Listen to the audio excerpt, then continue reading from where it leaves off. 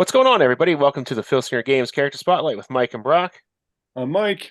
I'm Broc, and today we are joined by Mike Melesky, another Mike. Yeah, I was just gonna So say this might get confusing. when I say Mike, whoever answers first is who I'm actually talking to. And tonight we're going to be talking about two new characters from Civil War 2100. We have Mandrill and his nemesis, Max Shield. All right, focus, Max. There we are. This will finish out the year 2100. Cool. So welcome in, Mike. Good to see you. Thank you for having me. First Haven't time. talked to you in a while. Yeah, it's been a bit. First time on the show, so I'm honored to be a guest. It's a pretty you're a big long deal. time viewer. I mean, I come in a evidently long line of mics to have graced the show. So You might be our favorite, though. Yeah. We've had a Michael Barada on a few times, and I mean, of the two on the show right now, you're my favorite. I'll take that. That's good enough.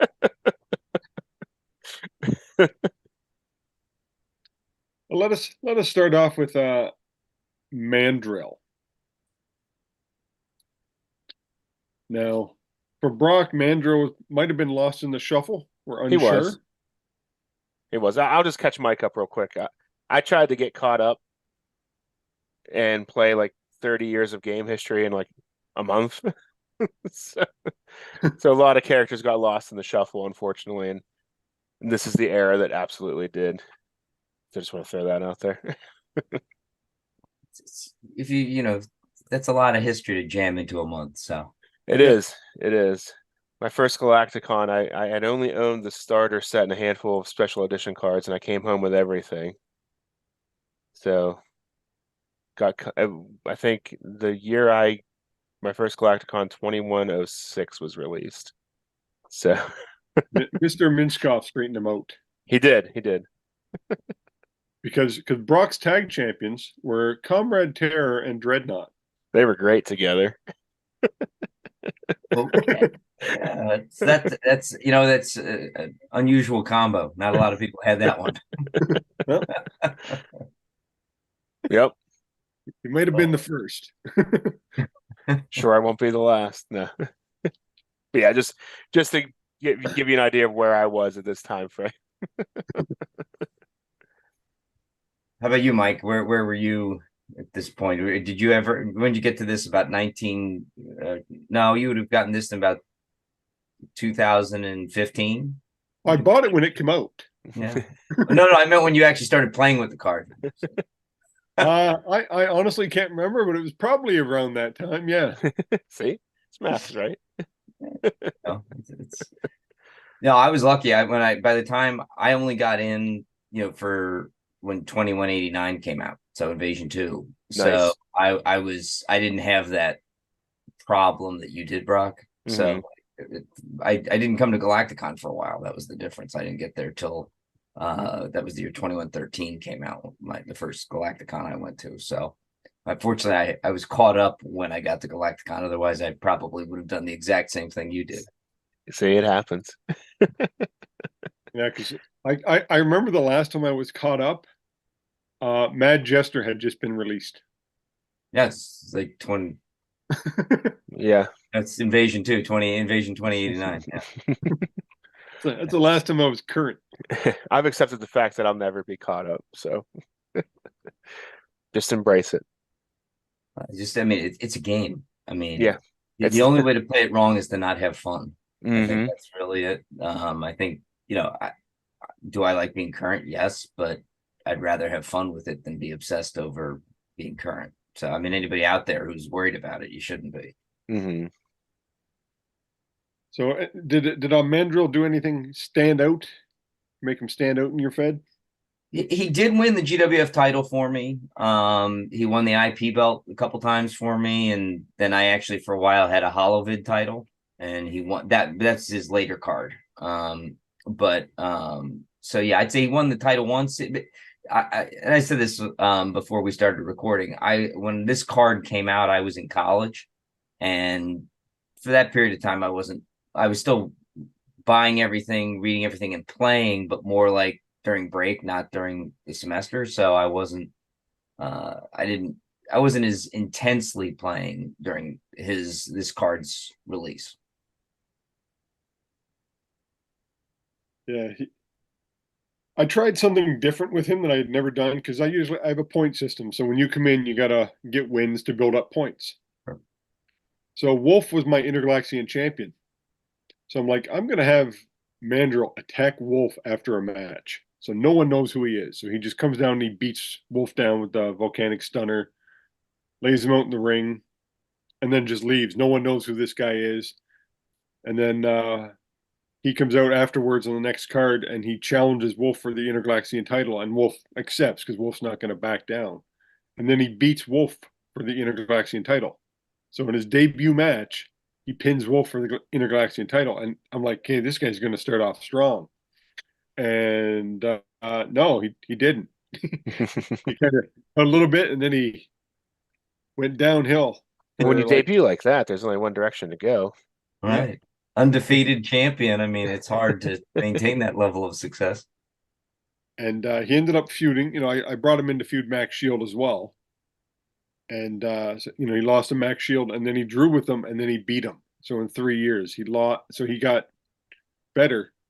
And by the end of the third year, I had an idea to gather all the Anti-Man into one super group, and they actually attacked. I had a big 6-man tag match with like Star Warrior, Alpha Force, and I think Pegasus against Chaos, Janus, and I can't remember the other person they had, but I had like 8 Anti-Men just run down and beat the crap out of everybody. And so those two groups, the Citadel and the FDF, joined forces against the Anti-Man into the biggest feud I've ever had. And Mandrill took the leadership over Wolf and lost to Chaos, and it wasn't good. And so I have relegation, so he got beat up so bad he got relegated down to the next Fed. Yikes. And then he captured that heavyweight championship twice, and then he moved himself back up to the GWF. So that's where he is right now. I'd say that's pretty good. I mean, yeah. I don't do the promotion relegation thing. I've always admired your system because I'm a soccer guy, so yep. I appreciate it. I never had the patience to do that though. Well, it takes a lot. Kirk Campbell and Pete Beck have asked me about it. He's like, the patience you have to do, and he goes, because you got to keep track of a lot of wrestlers and points. And I'm like, I enjoy it because it forces you to create new storylines and tag teams and I haven't. Tom was laughing at the fact that I haven't followed the storyline since probably 2089. No, I remember talking to you like early on when I first met you about where you were in your Fed and how it wasn't anything like the story. So it's yeah. But again, you're having fun with it. Who cares? Mm-hmm. Yep. It's one thing. Even the Butchers talked about like Kevin can't believe he's like, I can't believe you're so far behind him. That's because he likes the stories more than he likes the game, which is pretty much true. I like doing the booking and creating the storylines almost as much. Mm-hmm. Well, that's the beauty of the game, right? It is, open format booking. It's not like some formula that you have to go through in order for it to work. So I think that's part of the beauty of what Tom created, was it gave you that element of control, and then it takes the control away with the dice. Yeah. So we've all learned. All shoot. Yep. Yep. This guy should not lose. We're having a rematch. And then he loses again. Yeah, happens way too often. Yeah, that's horrible when the best booking plans, destroyed by a snake eyes roll. Mm-hmm. Yeah, it's frustrating, but it's part of the game. I'm like, if it happens, it's a bad guy. He hooked the trunks. Mm-hmm. Yeah. It can be a quick 3 count. Oh no, I wasn't ready. But you can also have it be just like somebody else ran in and distracted him, and then he got rolled up. Like, too many people were like, "Oh, well, he just got pinned clean." I'm like, doesn't have to be clean. Like you can No. make up something that that happens here. It's Make it make sense. it doesn't have to all be like just straight as it was rolled on the cards. You can add your flavor to it, so to speak. You don't have to color inside the lines. You can. Exactly, because it's all a shoot. But on this Mandrill card, how would you power creep him? So how would you can change one thing on him to make him a little bit better. Oh gosh. Well,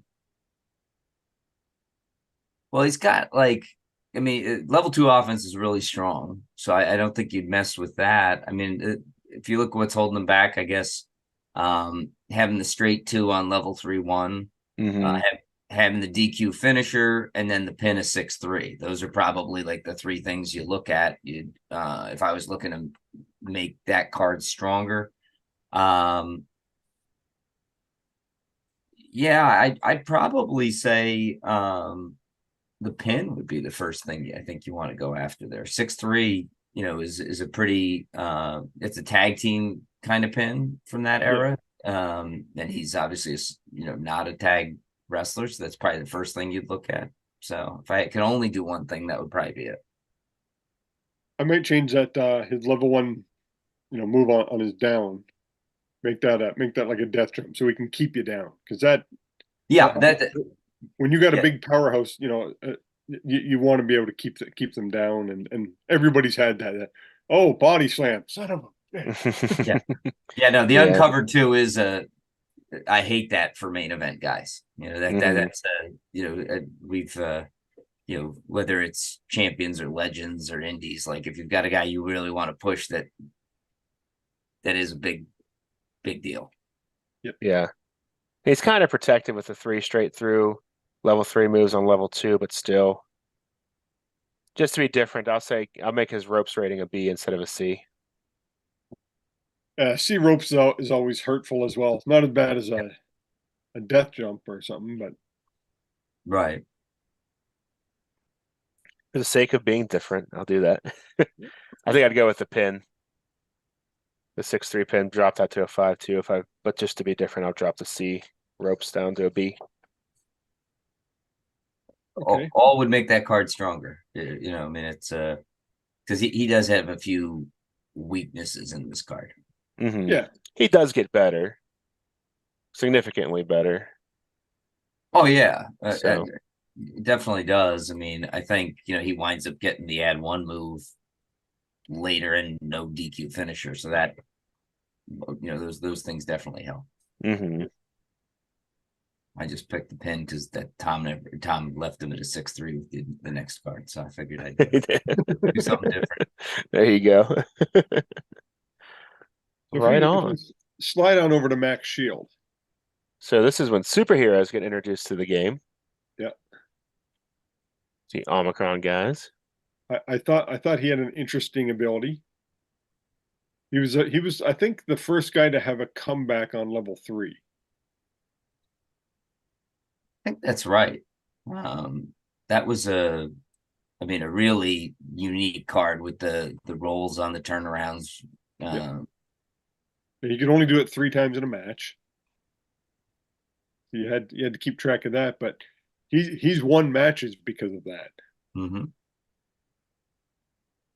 Oh, sure, and that card also had the on level 2 offense, the 2 choice E, the now no longer available mechanic 2 choice E, which that's definitely helps his level 2 offense, and if he's going there from level 3 defense to level 2 offense, he can turn that match around in a hurry. Yeah, and he's got a solid, a double finisher, but they're both +1s. So he was, pretty good, and I think he's minuses in both his power and agility. He's got a 0 power. 0 power and -3 agility. Yeah. Like, I don't have that memorized. I have it here. I was just to say I'm cheating looking at the card right here. So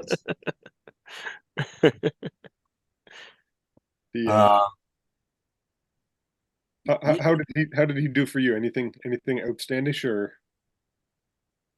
I don't think anything outstanding. I mean, he was he was good, solid guy for me without I don't think he ever won I think he won the interplanetary title for me. I don't think he ever won the big belt though. Maybe he won it, but I don't think so. I think he was just my I think he just won the IP belt for me, and then he won my Holovid title for me. So that was, I think, it. Yeah, he captured my TV title, and then he got enough points and wins, and he captured the Intergalaxian. But which got him some shots at the heavyweight, who was probably Chaos at the time, and he just got beat up. He wasn't good enough to crack into that heavyweight area, but he was a solid mid guy, and currently he's my GWF Tag Team Champion with Genocide. So I just looked up, found that he was my interplanetary champion. He won my Holovid, which was like my TV title, and lost it to Mandrill. And then he was my heavy metal champ, which he defeated Mandrill for. So, that feud was real in my favor. Yeah, it was a 3-year feud for me as well. It was one of those feuds that prevented war. Exactly. Settled it in the ring. So he did quite well. I enjoy using him. He's an interesting guy. His game mechanic was something new. That's what I liked about him. Yep. You can keep up the different mechanics in the game. It keeps people interested. Well, and I don't think we've ever used that exact mechanic really since then. I don't remember seeing it. Not at least not implemented that way. I mean, we've had some others that have had sort of similar ones, but nothing quite the same as that, where you roll 2 dice every time you hit there to see if it works. Mm-hmm. Yeah, because there were guys that did comebacks. I think Big Superstar had it. Right. I think Overkill might have had one on level 3. Did he? I don't think he had one on level 3, but I mean, we had Monolith had the finisher from level 3. You had some guys who definitely had turnarounds. But his was just, and it was on every level of offense too. Yeah. Or every level of defense rather that he could turn around. So definitely a unique card mechanic. And I think you can use it on offense as well. Oh no, that was Wraith. Sorry, that's Wraith. Yeah, Wraith was the one who had his. Yeah. We also like to point out on the show, Mike, whenever a character wears dishwashing gloves, it's a Max Shield. Yeah, no, one of the guys who's ready to do the dishes. I mean, quite often. Yeah, he's ready to scrub after dinner. I don't know why we started doing that, but again, it's back to the superhero thing. Like he has a real superhero look to him. That's comic booky for sure. And there is a lot of guys for some reason that have dishwashing gloves. I don't know why, but it started off in the very first set. It's continued a tradition. We actually went back after we discovered it and went back to previous sets that we'd already covered to point out the dishwashing gloves. Did you have a dishwashing? I missed that. Did you have a dishwashing episode? Like it was just all about cleaning dishes? We might need to. Yeah. We could also do one on Bendis bowl cuts too. Yeah. There were another few. common thread. Well, Chuck Carter started it, and then Bendis just ran with it. Great tradition. Why spoil it? Exactly. And who knows? I mean, it's probably going to be really popular in 2100. Good. Like Bendis was watching the Three Stooges and saw Moe and went, Yeah, but I mean, you look at hairstyles. That every era has some hairstyles that you shake your head at. I mean, this is better than that stupid alpaca haircut that all the kids have these days. Yep. I was just thinking about that. I will have to look up the alpaca haircut. Just go outside any junior high. That's all you'll see is a herd of alpaca running around. I'm assuming it's just long and shaggy in the front. Pretty much. Oh, okay. Permed. Kind of poofed. Is there a name for it? Yeah, I'm sure there is, and I'm not hip enough to know it. No, I don't have hair, so I'm not cool enough to know. How would you guys power creep the Max Shield character? Hmm.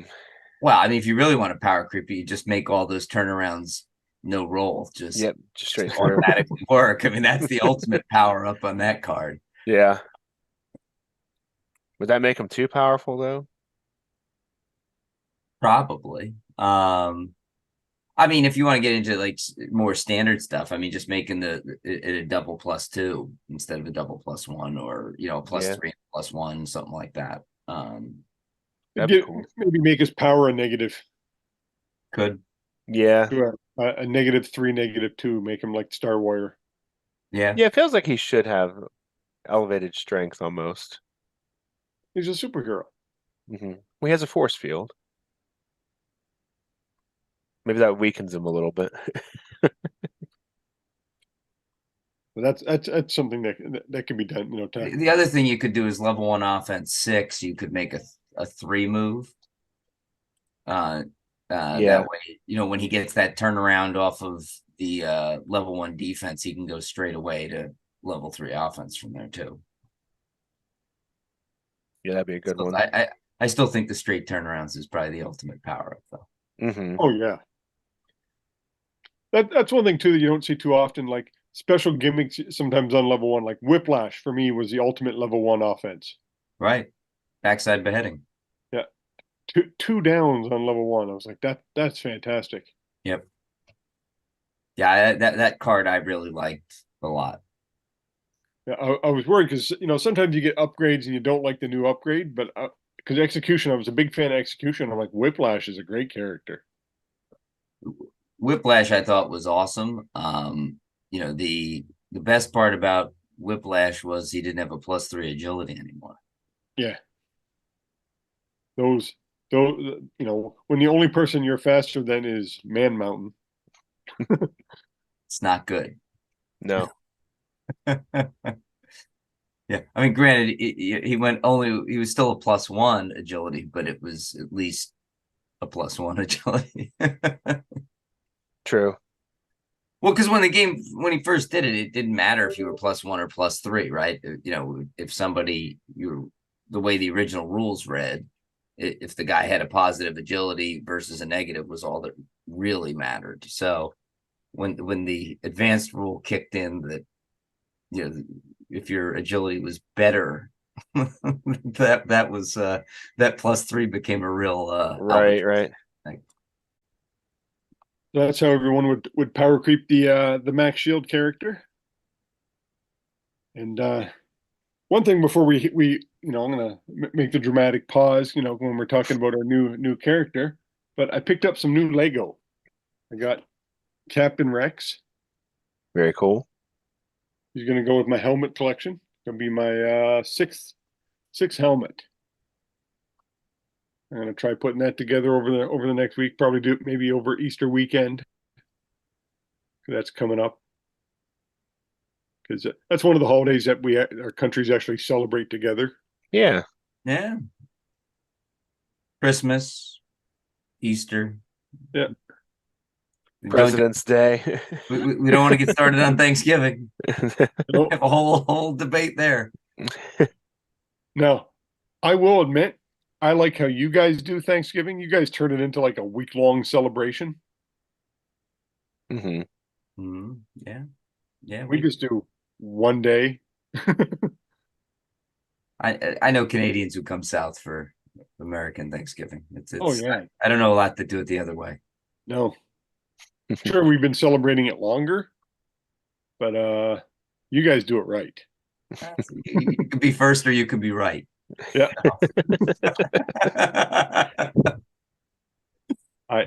I've always said that. You guys do it. You guys do a damn good Thanksgiving. As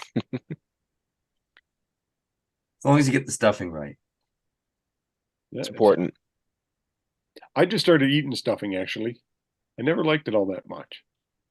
Because you didn't have the stuffing done right. There's your problem. See, I don't like onion, and people I know would put onion in the stuffing. Right. Hmm. So now my wife started making it without onions, and I'm like, hey, this is actually pretty good. There you go. So you got to find your stride. Yep. The only thing I care about is cranberry sauce. Well, that's a good thing. Do you like the like The jelly, jelly, or do you like the actual cranberry I like the actual style? cranberry. You like the home style kind of? Yeah. Okay. That's what I prefer too. In a pinch, I'll eat the jelly. I'm the jelly kind of guy. That's what I grew up with, right? So whatever Right. you grew up with is what you think is the way it should be done. So, Hmm. You open it up and you get the. Cylinder, cylinder of it.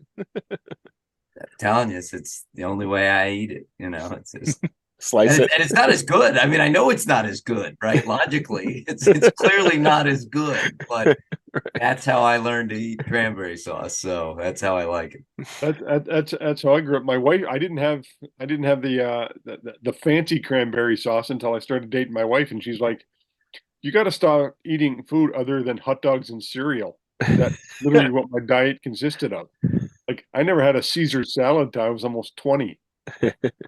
But you had beer mixed in there too, though, right? I Oh mean, yeah, but okay. If you're gonna have hot dogs, you may as well have beer, right?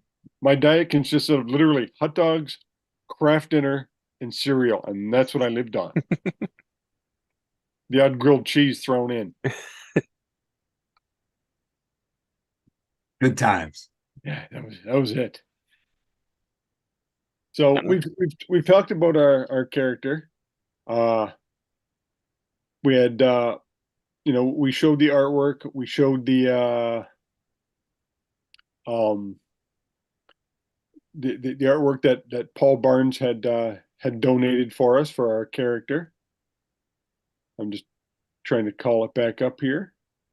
And then we had we talked about the his background on how it was kind of like Serpentor's and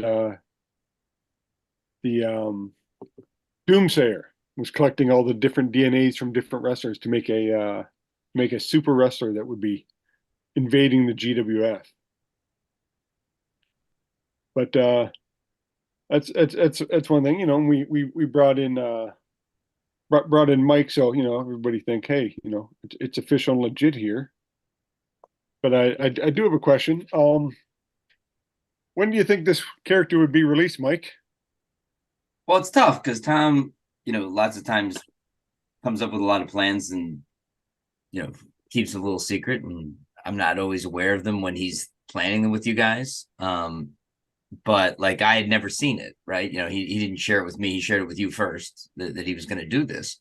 And so I got to thinking about it. Like, how did I not know before you? I mean, it's sort of a little unnerving because I'm the one who's supposed to be printing these cards. How is it that I don't know? And then it occurred to me that the only way that you guys could have found out before me was that if it was a massive April Fool's Day joke. So I'm just saying. You might be onto something. Because when is this show being released? I think it drops April 1st. Yeah. Just gonna logically go through that. Maybe, just maybe, it's an April Fool's Day joke. Yeah, we just thought it could be. We just thought it could be fun, Unless it really gets ratings, in which case, Galacticon. maybe. Time for the big swerve. We had actually talked about that. Wait, what if we say it's an April Fool's joke and then we make it real? Oh, well, I'll let you know whenever I see copy of 2140. I'll let you know He's in there. it's in there. I'll let you guys know first. We'll break it on this show. That would be funny. Be a good time. Just some random guy thrown in. Different story. artist. Just an extra card. Why is there 11 cards? No mention of it in the handbook. We did have 11 cards one year, so there you go. It could be. It could happen. It could. Yeah. You heard it here first. Mike said to watch out for an 11th card. He said it. Might be the 13th card. There you go. We'll release it on a Friday. Uh, Good stuff. Well, you got any shout outs to do before we leave, Mike? Well, any plugs for any upcoming events? Well, we've got the Jamestown. We've got the Road to Galacticon coming up, and obviously Galacticon itself coming up this summer. I think that at this point, by the time people are listening to this, there would have been a news release that dropped last week on a lot of the details, so people can start making their arrangements, hopefully, and we get a good crowd back in good old Jamestown, New York, where it all kind of started. So, at least if you throw out the Lyndhurst, Ohio years. But the Galacticon started in Jamestown. It did drop today on the Filsinger Games page. It's there. I'll put a link below. People can check it out. It's earlier this year than normal. Yeah, a little bit earlier. Although it's not the earliest it's ever been. We were looking a couple of years ago. We were looking at some of the dates for Galacticons, and it's ranged from like mid-June to like August. Mm-hmm. So, but it's been. I remember, I think 2 or 3 times it's been in August because it was on my birthday, and my birthday is in August. And then the one that was in Cleveland was definitely in August. That was 2015.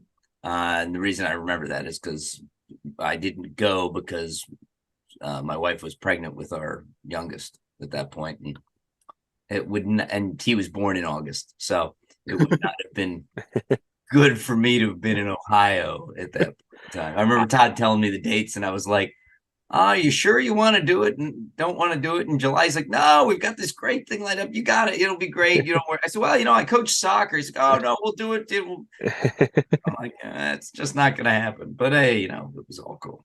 I almost went to Pittsburgh Galacticon for the same reason. Yeah. Then I was like, I'm closer to the hospital here than I am at home. So I'll meet you there. Yeah. Daughter was born in the winter, so yeah. But I think the very first Galacticon was, I think, like June 15th or 20th, somewhere in there. It was earlier than this one, for sure. But I think I was still in school. Yeah. I think school had, because I was in exams, so I think I finished exams and we went down.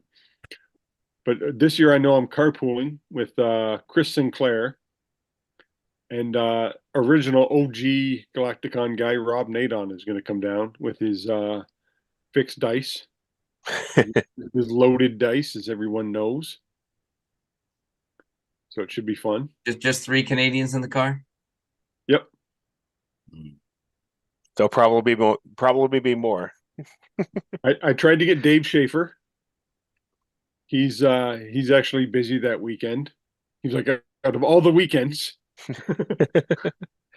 It is June 28th through the 30th, just so since we've been throwing out a bunch of dates, let's throw out the real one. June 28th through the 30th. Jamestown, New York. But I think it's going to be a good con. We're going to try and get a few surprises in for everybody so that it's worth coming. If you're we'll have some nice stuff for it. We will have a virtual component, but we'll try and make it special for anybody who actually makes the physical trip to Jamestown, because I think it's just a good thing to do. I know that was pretty popular with the Kraken card we gave out last Galacticon, so hopefully people feel the same way about what we come up with this time. That was a cool card. Going back to like the Chuck Carter-esque artwork. I loved it. That was for me the best card I got at that convention. It was a great card. Yeah, so but we'll definitely have something for folks. And I think I think it'll be a special. We'll try and get some, guests. Mike Fortune will, show up, we hear. Allegedly, sort of, kind of. But no, I think Tom will be there. Tom's already posted on the page. He's actually going to show up to his con for the first time in 5 years. Well, it's has it been 5 years since he's been there? Yeah. Yeah, probably. It sounds about right. He well, with him being in Arizona, it's a tougher travel. Mm-hmm. Yeah. And so, but it's a long drive. Yeah, yeah, very long complete drive. opposite corner of the country. It's a few days. But no, so he'll be there. I think that'll be cool. I think we're doing Destroyer Park Golf. We're gonna do dinner at Elio's that night. And then we'll have the regular con hours Saturday, Sunday. So that'll be all that stuff will be Friday because I was gonna stop because Buffalo's closer to me than Jamestown, right. So I'll be stopping in Buffalo and then work my way down. Well, that's why we did it there, Mike. Yeah. So it's more convenient for your travel plans. That's what I was hoping. No, of course. It goes without saying. just got to be done. Since it's never going to come to Canada. Yeah, well, we weren't sure if they'd let Broc over the border, so it's true. We want to do it up there. Tom Rickert has been announced as a guest. I thought we were announcing that tonight. I didn't actually see the news page, but yeah. So Tom will be there, the artist, colorist, and the artist for GWF Secret History. Okay. So yeah, he's been announced so far. So there you go, some news. Exciting. And it's back at the college. Yes. Just in case anybody had ideas. Ooh, Sheldon House. You can drive by it, but please don't go in it. Well, I just I wouldn't advise it. Between you and the current owner of the Sheldon House at this point. So, but no, it'll be at the University Center, the College Center down there on campus. Yep.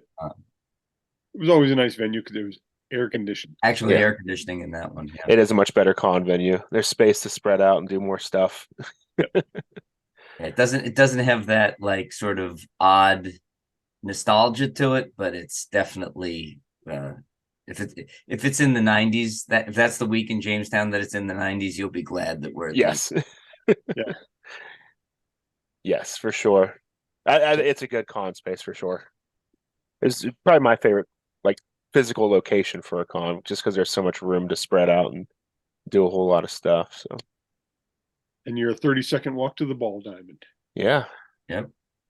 You might even get a baseball through your windshield because that's happened at Galacticon. That happened to. Who was that? Somebody actually got a baseball, like shattered their windshield. Mm-hmm. So that actually sounds right. This is not an April Fool's Day thing. This is no. This was an actual thing. Yeah. I'm trying to remember. It sounds like something that would have happened to like Kevin Wiley. Like, I mean, that guy had like such bad luck with certain things. It was like, but no, I don't remember who it was in all seriousness, but it was somebody who was just had bad luck. Like it was just horrible. You're like, oh man. Yeah, I remember leaving and seeing like the aftermath. I didn't actually see it go down. I was just like, aw. So if you remember, put it in the comments. Yeah. If anyone knows who it was, or if it was you, Sorry, we're making fun of you. Yeah. Well, I wouldn't say making light of your situation. Making light of the situation. And hopefully now enough years have gone by that you can laugh with us on this one. The damage has been healed. Okay? It's with you.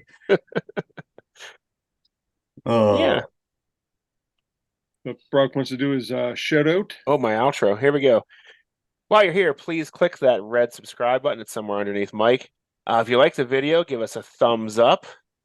And while you're here, scroll on down to the description where you'll find all of our friends who make Filsinger Games related content, including the official Filsinger Games podcast Roll Up, the Legends team's Uncharted Territory, Dizzy Dice from Lee Lamprey, the solo promoter from Grant Pachoco.